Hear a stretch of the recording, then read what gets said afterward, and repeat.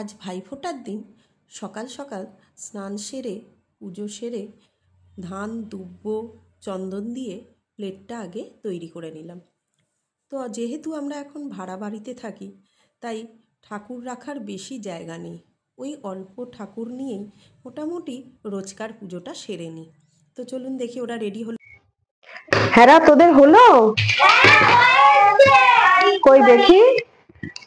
হ্যাঁ কি কি সাজি, বাহ। তো আজকে ওদের দুজনকে বেশ একটু অন্যরকম লাগছে না? কাকে ভালো লাগছে সব থেকে? দেখো সপ্তাহকে আজকে পাঞ্জাবি পরিয়েছি, পড়তে চায় না একদমই, কিন্তু আজকে পাঞ্জাবি পরিয়েছি, বলেছি পড়তেই হবে। ঠিক আছে, রেডি তো? চল সৌরি একবার আয়।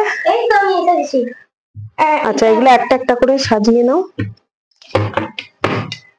এই মিষ্টিটা দেখেছিস কি সুন্দর, আমার ভাইফোঁটা লেখা আছে আলাদা করে।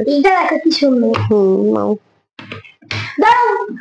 আচ্ছা এইটা সেই হচ্ছে আমি ধনতেরাসের দিনে চামচগুলো যে কিনে এনেছিলাম সেই চামচগুলোই দিই আজকে। মিষ্টিটা তো জাস্ট দেয়ার মতো, এই সবগুলোই হচ্ছে আসল ওদের দেয়ার দেখার মতো। আশা করি পছন্দ হবে। এবার চন্দন দেবে, বাঁ হাতে করে। নাও। ভাইয়ের কপালে দিলাম ফোঁটা, জমির দুয়ারে পড়লো কাটা, যমুনা দেয় জমকে ফোঁটা, আমি দিই আমার ভাইকে ফোঁটা।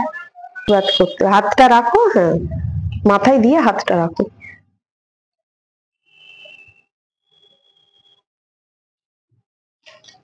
তো এখন আমি আমার ভাইকে একটু মিষ্টি খাইয়ে দিচ্ছি। নাও সপ্তাহ তুমি একটু খাইয়ে দাও। এটাই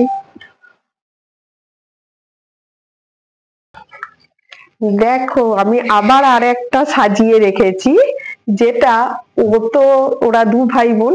আমি চাই শুধু ফোঁটার দিনে ও ফোঁটা দেবে, ও পাবে এটা নয়, বোনকেও তো দিতে হবে ওর তরফ থেকে, তাই এইটা সপ্তক তার বোনকে দেবে। দেখো তো একদম সেম কিন্তু আমি রেখেছি, ঠিক করেছি কিনা। আজকে এটা সপ্তককে বোন হিসেবে, নাই বা থাকুক বোন ফোঁটা, দিক দু ভাই বোনের দুজন দুজনকেই দিক। আজকের দিনটা দুজনের দুরকম জিনিস পছন্দ হয়েছে, খুশি তো? ঠিক আছে, আপনাদেরও কেমন লাগলো অবশ্যই জানাবে। টাটা আজকের মতো।